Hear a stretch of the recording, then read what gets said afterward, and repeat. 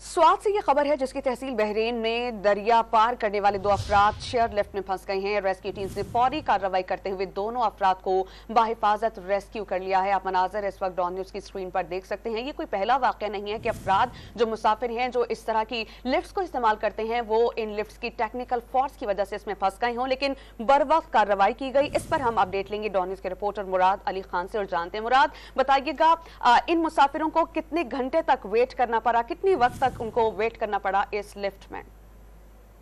जी बिल्कुल ऐसा है कि जो स्वात का ये सियासी मकाम है बहरीन, वहाँ पर जो गुज़श्ता सैलाब था उसकी वजह से जो राब्ता पुलें थे या राब्ता सड़कें थे वो दरिया में बह गए हैं। और उसके बाद जो मकामी लोग हैं उन्होंने अपनी मदद आप के तहत जो है दरिया के किनारे इस तरह डूली चेयर लिफ्ट जो है बनाए हुए हैं। और इस डूली चेयर लिफ्ट के जरिए है जो ये बहरीन के जो अमायदीन हैं और यहाँ के जो बासी हैं वो इसकी मदद से सफर करते हैं, दरिया को पार करते हैं।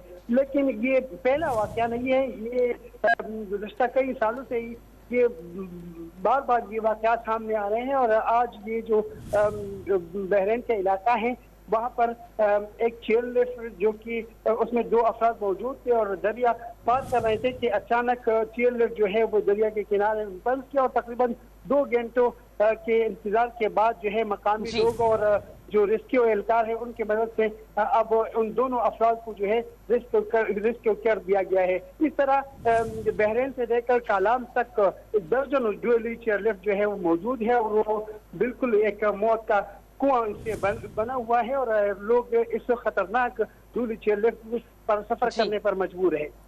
लोग इस खतरनाक लिफ्ट को इस्तेमाल करने पर मजबूर हैं। मुराद अली खान, बहुत शुक्रिया, आपने हमें अपडेट किया।